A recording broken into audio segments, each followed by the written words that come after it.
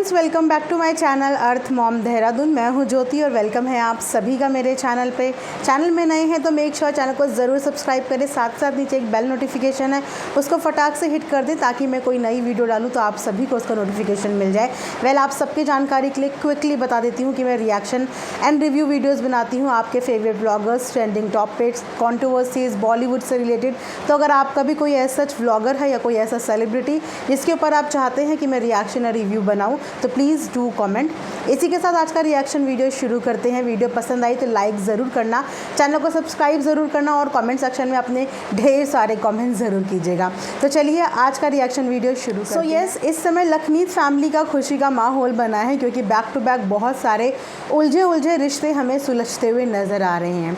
वहीं पे आपने देखा होगा कि 2 दिन पहले कीर्ति ने जब से विला जाने का डिसीज़न लिया, या ये बोलिए कि जब से ऑडियंस को ये पता चला कि कीर्ति विला में शिफ्ट हो गई है, उसके बाद कुछ लोगों ने कीर्ति को जज करना शुरू कर दिया। काफ़ी लोगों ने उसको हेट कमेंट्स भी करे, उसको क्रिटिसाइज़ भी करा, लेकिन उस समय तक किसी का भी फैमिली की तरफ से ऐसा सच कोई रिएक्शन नहीं था। कमेंट सेक्शन में ये देख के हमें पता चल रहा था कि बहुत सारे लोगों की इस समय पे मिक्स्ड फीलिंग है, क्योंकि उस समय तक सिर्फ हमें इतना पता था कि कीर्ति ने विला शिफ्ट कर लिया है। अब इसके पीछे रीज़न क्या है, किन सर्कमस्टांसेस में ये सब चीज़ें हुई, उन सब चीज़ों का ऑडियंस को बेसब्री से इंतज़ार था। और वहीं पे जिनका जो कनेक्शन था या जिनके अंदर जो इमोशंस थे, कमेंट सेक्शन के द्वारा वो सभी अपने इमोशंस निकाल रहे थे। क्योंकि जहाँ पे इक्वली लोग कीर्ति को प्यार करते हैं, वहीं पे बहुत सारे लोगों को नीतू और लखन के लिए भी बुरा लग रहा था। कल के लखनीत के व्लॉग में बहुत सारी चीज़ें आप लोगों को क्लियर हो गई होगी। शायद आप लोगों की वो सारी गलतफहमियां क्लियर होगी जो आप लोगों ने कीर्ति के लिए एज्यूम कर ली थी। सबको ये फील होने लगा था कि कीर्ति अपॉर्चुनिस्ट है और शायद अपनी अपॉर्चुनिटी के लिए वो वहाँ पे शिफ्ट हुई, उसके बाद काम निकलने के बाद वो वहाँ से चली गई। तो आप सबकी ये गलतफहमियां क्लियर हो गई होंगी। देखिए, सबसे पहली बात तो जिन सर्कमस्टांसेस में कीर्ति विला से लखनीत के पास आई थी वो उसकी अपनी खुद की पर्सनल चॉइस थी। ना तो किसी के इन्फ्लुएंस में आई थी, ना किसी के दबाव में, ना ही किसी के प्यार में। सर्कमस्टांसेस उस समय कुछ ऐसे थे कि वो विला से आई थी, लेकिन विला से आने के बाद वो किसी बाहर वाले के घर पे नहीं गई थी। सबसे इम्पॉर्टेंट बात यही है कि वो किसी बाहर वाले, किसी रिश्तेदार, किसी दोस्त, किसी के घर नहीं गई थी। वो जहाँ पे आई थी वो भी उसके पेरेंट्स का ही घर था, जहाँ पे उसके भैया भाभी रहते थे। तो बच्चा अगर अपने माँ बाप से नाराज़ भी होके आया था तो घर के अंदर ही था, विद इन फैमिली ही था, कहीं फैमिली से बाहर नहीं था। तो जब वो अपनी मर्ज़ी से आई थी तो जाहिर सी बात है कि अपनी मर्ज़ी से ही वो वापस जाती। और वहाँ पे बहुत अच्छी बात यह है कि स्पेशली अंकल एंड आंटी कीर्ति को लेने के लिए आए थे। अब सवाल ये पैदा होता है कि कीर्ति चली क्यों गई। आप सब जानते हैं कि अब उसकी शादी को कुछ ही समय रह गया है और ये हर पेरेंट्स का हक होता है और ख्वाहिश भी होती है कि वो अपनी बेटी के साथ शादी से पहले का कुछ वक्त गुजारना चाहते हैं।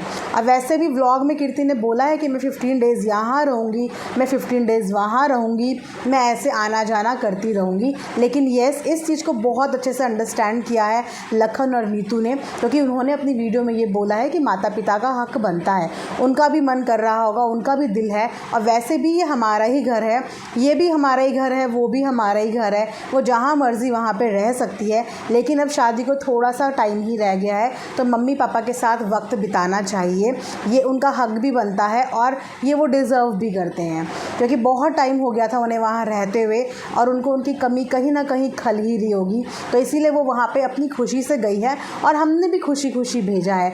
वहीं पे कुछ लोग नीतू को जज करने लगे कि नीतू ने बात नहीं करी, नीतू ने पैर नहीं छुए, नीतू मुंह बना के साइड में बैठी थी। तो आप ये सोचिए कि आप व्लॉगिंग का कुछ 20-25 या मैक्सिमम 30 मिनट्स का एक व्लॉग देखते हैं और ज़रूरी नहीं होता कि वो व्लॉग आपका बिल्कुल सीक्वेंस वाइज हो।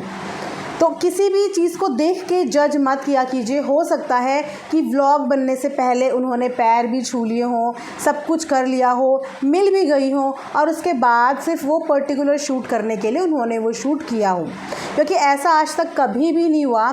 इतनी कंट्रोवर्सी हमने इस फैमिली की देख ली, लेकिन ऐसा कभी नहीं हुआ कि नीतू के सामने अगर अंकल आंटी आए हों तो उन्होंने कभी भी अंकल आंटी के डिसरिस्पेक्ट करी हो।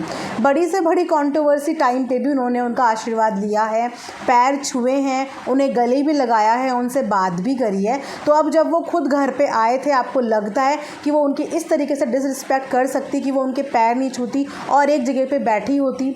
हो सकता है कि वो पार्ट नहीं दिखाया गया हो जहाँ पे वो लोग आपस में बातचीत करने के बाद खड़े होके वो पर्टिकुलर चीज़ को शूट कर रहे हो, इसीलिए वो वहाँ पे सोफ़े पे पीछे बैठी हुई आप लोगों को एक झलक दिख गई होगी। उसके बाद जैसे कि मैंने बताया कि आप एकदम से किसी से एक्सपेक्ट मत करो कि चीज़ें एकदम से सब कुछ ठीक हो जाएं।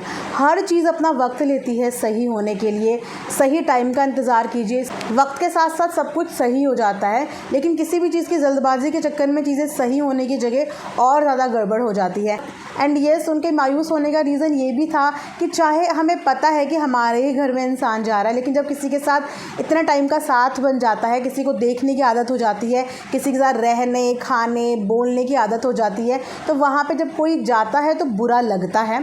और आप जानते हैं कि नीतू और कीर्ति का कनेक्शन बहुत गहरा है, बहुत ज़्यादा गहरा है, तो वहाँ पे उन्हें उसके जाने का बुरा भी लग रहा होगा। और सारी फैमिली को ये भी पता है कि अब शादी होने वाली है, तो इस चीज़ से भी उनका इमोशन भरा हुआ है कि शादी होने वाली है तो घर से विदा ही होने वाली है। तो अभी इसीलिए थोड़ा सा नीतू और लखन डिप्रेसिव नज़र आ रहे थे, लेकिन फिर भी उन्होंने खुशी खुशी विला उसे भेज दिया, क्योंकि दोनों में ही, मतलब कीर्ति की जान उन दोनों में बसती है तो उन दोनों की जान कीर्ति में भी बसती है, और बहुत प्यार एक दूसरे को करते हैं। और इतने दिन का साथ एक दूसरे के साथ था, इतने अप डाउन्स हुए, इतनी कंट्रोवर्सी हुई, उसमें एक दूसरे के साथ मजबूती से खड़े हुए थे। और आपने देखा कि कीर्ति ने बहुत सारी जगह लखन और नीतू के लिए स्टैंड लिया था, उनकी आवाज़ बनी थी। तो वहाँ पे थोड़ा सा उनके जाने का उनको दुख हो रहा था, लेकिन इस बात की खुशी थी कि वो अपने ही पेरेंट्स के पास जा रही है, और पेरेंट्स का भी उनकी साथ, बेटी के साथ टाइम बिताना बहुत ज़्यादा ज़रूरी है।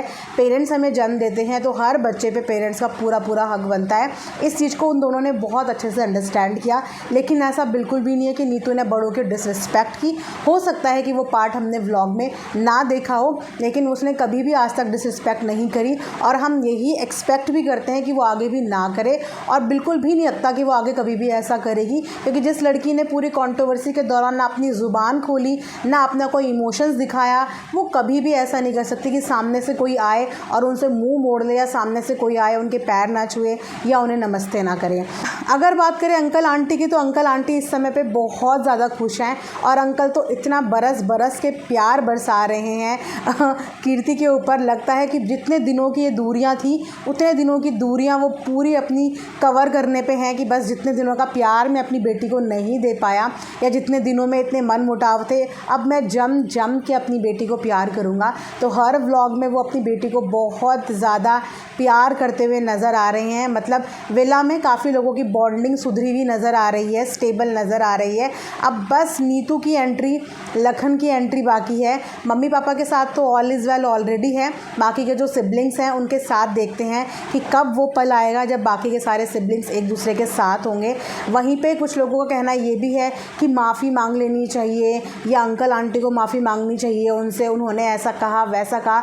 तो मैं आपको बताऊं कि अगर आप लखनीज को अब तक नहीं पहचान पाए हैं, तो आपको मैं बता देती हूँ, क्योंकि मैंने इतने दिनों में उन्हें जो जाना है, वो ऐसे कभी भी नहीं है कि वो चाहेंगे कि उनके माता पिता उनके आगे हाथ जोड़ें या उनसे माफ़ी मांगें या उनके आगे झुकें।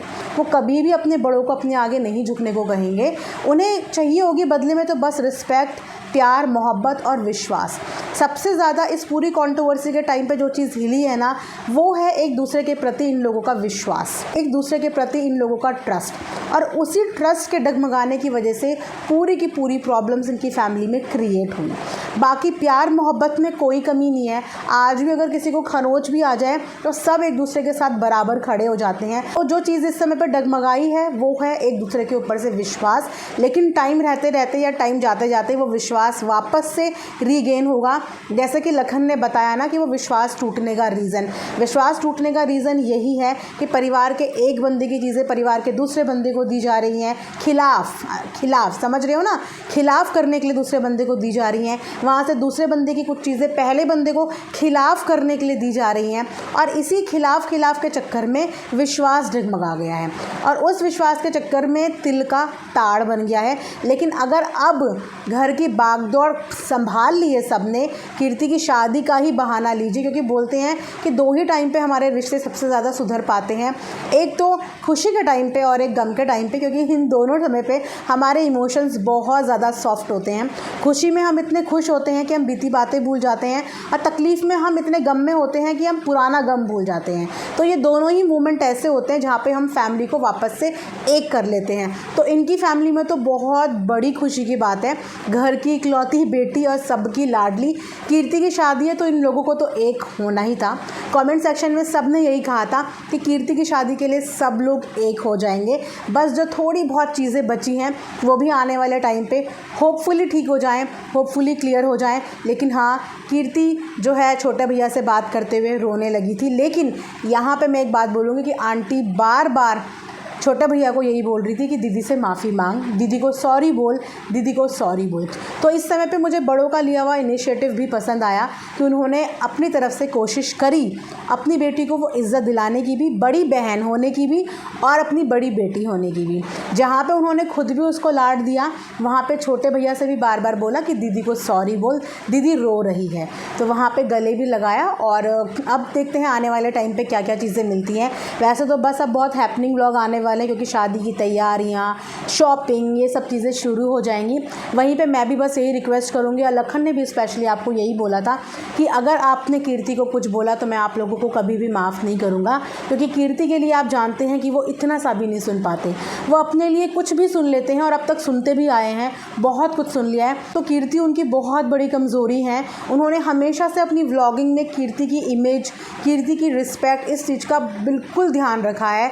अपना कंटेंट उन्होंने हमेशा कीर्ति का उतना ही बनाया जितने में आज कीर्ति सबके दिल की जान है और सब उसको बहुत ज़्यादा पसंद करते हैं, क्योंकि वो सब इमेज, वो सब रिस्पेक्ट लखन ने उनकी बनाई है, सोशल मीडिया के आगे वो क्रिएट की है। तो उन्हें बहुत बुरा लगता है जब उसके लिए कुछ भी नेगेटिव लोग बोलते हैं या उसको जज करना शुरू करते हैं, और वो भी वो लोग जो लखनीत को प्यार करते हैं, क्योंकि जो लखनीत को प्यार करते हैं वो कीर्ति को भी प्यार करेंगे, और जो कीर्ति को प्यार करते हैं वो लखनीत को भी प्यार करेंगे, और जो दोनों को प्यार करते हैं वो पूरी की पूरी फैमिली को भी इक्वल प्यार करेंगे। तो मैं भी आप सबसे यही बोलूँगी कि कीर्ति को प्लीज़ इस तरीके से जज मत कीजिए, उनके लिए प्लीज़ इस तरीके के कमेंट मत कीजिए। आप ये समझिए कि अगर वो किसी की बहन है, किसी की ननद है, तो वो किसी की बेटी भी है, और माता पिता का भी पूरा हक बनता है बच्चे के साथ टाइम स्पेंड करने का।